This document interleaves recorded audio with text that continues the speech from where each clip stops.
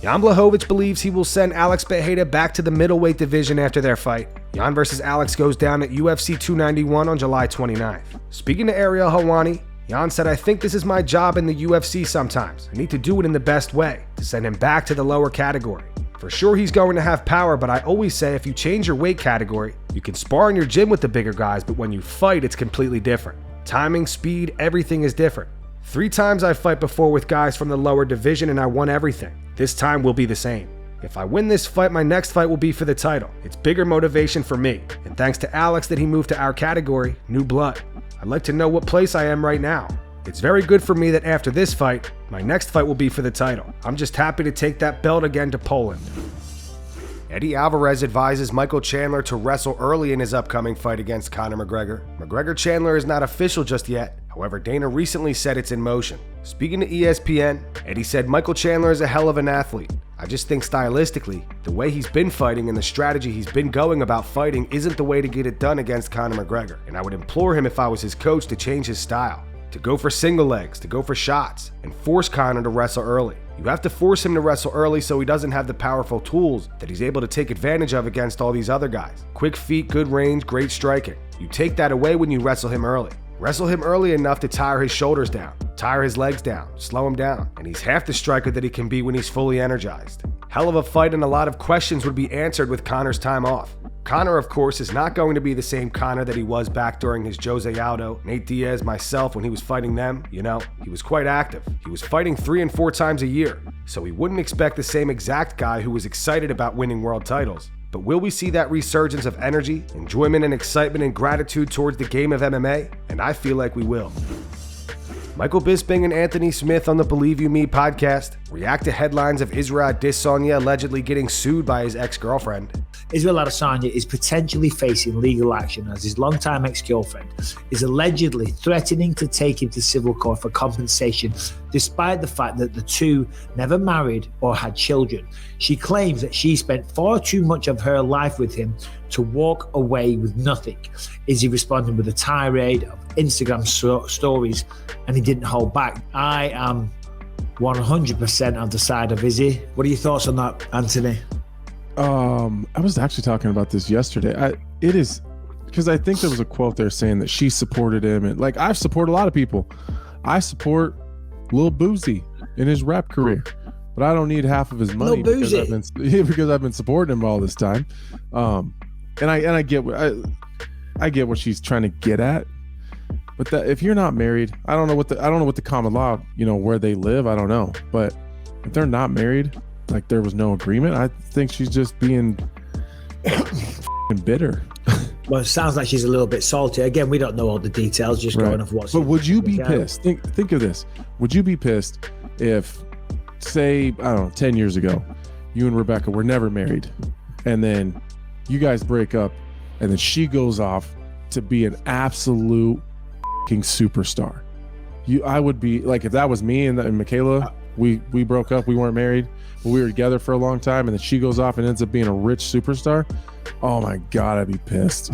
yeah, it's gonna hurt. Right. Yeah, of course it is. But I'm not. I don't get any of that money. That's not fair. But yeah, no, I don't think she's got. I mean, listen, I don't know what the common law is in New Zealand. I think if you spend a certain amount of time with somebody, then maybe you do. But certainly, if there's children involved, I think that kind of changes the landscape. But if it's just a girlfriend that you spent some time with and then you split up, and yeah, all right, maybe she did support him, and maybe it hurts and she supported him financially, but it doesn't. Should have tricked him into marrying you, dummy. Should have got married. Should have had a baby.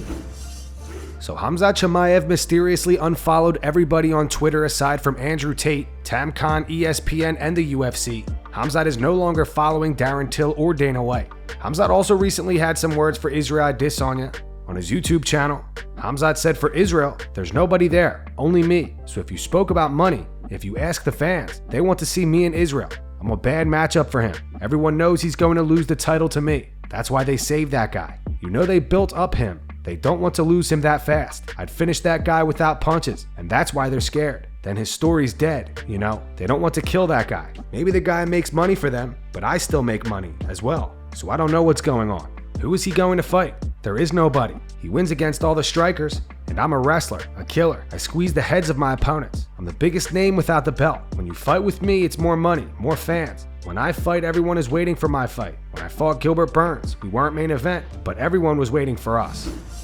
Chael Sonnen claims that Jon Jones versus Stipe Miocic is quote-unquote up in flames, and the UFC is now targeting Jon Jones versus Sergei Pavlovich. Last month, Dana White said that the UFC was planning on booking Jon versus Stipe at Madison Square Garden. However, as of recent, we haven't heard much of anything on that fight. Chael went on to say, "I'm hearing strong rumors that Stipe and Jones is going to go up in flames, and that Sergei Pavlovich versus Jones is happening in August. Strong enough that I could tell you that's at least being pursued. I don't know where they are in agreeing, but that's at least being pursued. And if you have partners in Australia, you promised them Izzy, and you said, look, I can't deliver, but I can bring you Jones versus Pavlovich, are we good?" They'd probably say, yeah, we're good. I have to give Jon Jones credit. I really do, and that pains me. I got to give him credit here because people have said he was going to fight Stipe, then he was going to retire. It's like, well, hold on, people. Let me remind you of one thing. When you talk about the mindset, you talk like Jon Jones doesn't have the courage. Let me just remind you, he thought he was fighting Francis. He agreed to fight Stipe, and he ended up in there with Cyril. Daniel Cormier also feels like Jon Jones versus Stipe may not end up happening. On his YouTube channel, DC said still nothing. It really just feels like we're going to miss this one too, and that's unfortunate. We just missed Francis Ngannou versus Jon Jones, one that we've wanted for a long time. Now we got Jon Jones talking to Tyson Fury, which Dana said will make it happen, but now we got those guys talking, Tyson Fury and Jon Jones. And for the record, Tyson Fury in a full-on fight has no chance against Jon Jones. That's no knock on Fury. In a singular skill set with boxing gloves, Tyson Fury will beat Jon Jones every day of the week. But if by chance they ever go into a full-on fight, Fury has about as much of a chance as a guy walking into a convenience store at the end of your block to beat Jon Jones in a free fight. It's not going to happen.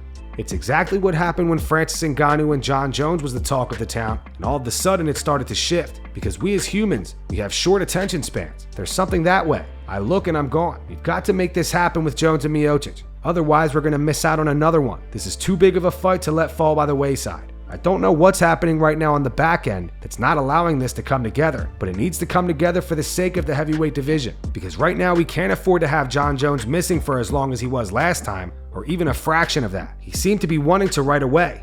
It's up to now Stipe Miocic, the challenger, to make it happen. And that's going to wrap it up for the news. Thanks for watching. If you enjoyed the video, be sure to subscribe to Full Mount MMA and click the bell icon to be notified when we post future ones. Here are the 3 top comments from last video. The first one's in reference to Dana White saying that he'd be down to book Jon Jones versus Tyson Fury in an MMA fight. It's from Just Golds. It says, I don't do gimmick fights. It's not what we do. Literally Dana's last press conference. The second one's in reference to Dana versus Aljo. It says Dana's narcissism won't let Aljo have the last word. And the final one's from Chase. It says Dana really lost his mind this time. Those were the 3 top comments from last video. If you want to be featured on the next one, all you have to do is comment down below. If you missed yesterday's news, click the video on screen to get caught up. And make sure to go subscribe to our second channel where we post our exclusive MMA interviews.